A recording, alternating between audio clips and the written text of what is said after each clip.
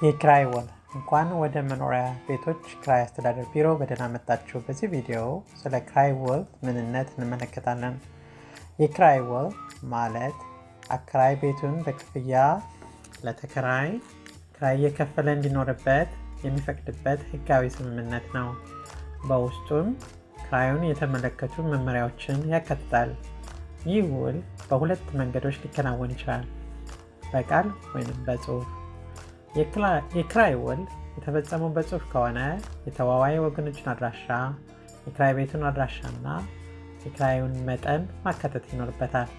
በጽሁፍ የሚደረግ ውል መካተት ያለበትን ዝርዝር ጉዳዮች ከመኖሪያ ቤቶች አስተዳደር ቢሮ ድረገጽ ላይ ማግኘት ይችላሉ።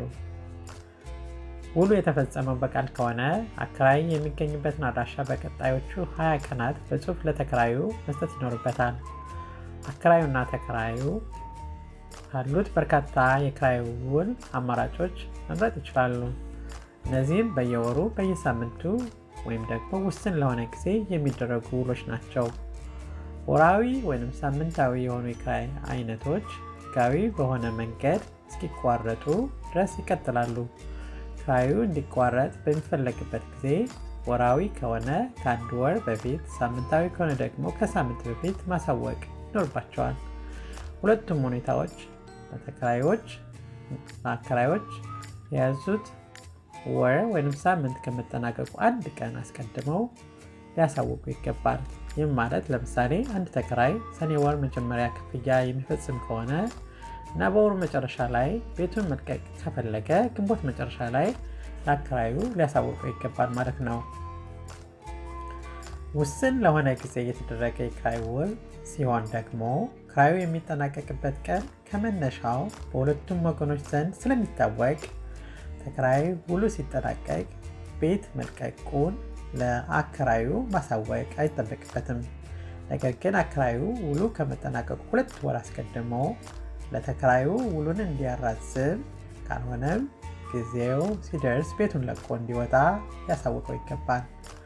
ማስታወስ የሚገባ ጉዳይ ማንኛውም የቤት ኪራይ ውል በግዛቱ ውስጥ ለሁሉም የቤት ኪራይ አይነቶች የሚያገለግሉትን ደንቦችና ሁኔታዎች አሟልቶ መፈጸም እንዳለባቸው ነው። አስገዳጅ ደንቦች ከሁሉም የጽሑፍ ኪራይ ውሎች ጋር እንዲያያዙ ሕግ ያስገድዳል። ይህን እንዴት ማድረግ ይቻላል? ለምሳሌ መመሪያው አንድ ተከራይ የተከራየውን ቤት በሚለቅበት ጊዜ አጽድቶና በቤቱ ላይ ጉዳት ሳያደርስ እንዲያስረክብ ያዛል እንበል እና በአከራይና ተከራይ መካከል የተፈጸመ ውል ደግሞ ተከራዩ ቤቱን ሲለቅ ምንጣፎቹን በባለሙያ አጽድቶ መሆን አለበት ይላል። ነገር ግን ተከራዩ ቤቱን በሚለቅበት ጊዜ ምንጣፎቹ ንጹህ ከሆኑ በባለሙያ ለማጸዳት አይገደድም። ምንጊዜም ደንቦች ከኪራይ ውሎች በላይ ስለሆኑ ገዢ ይሆናሉ። ስለዚህ አከራዮችም ሆኑ ተከራዮች በኪራይ ደስተኛ እንዲሆኑ እነዚህን ደንቦችና ሁኔታዎች በሚገባ ማወቅ አለባቸው። ለተጨማሪ መረጃ ድረገጻችንን ይጎብኙ። www.saskatchewan.ca.ort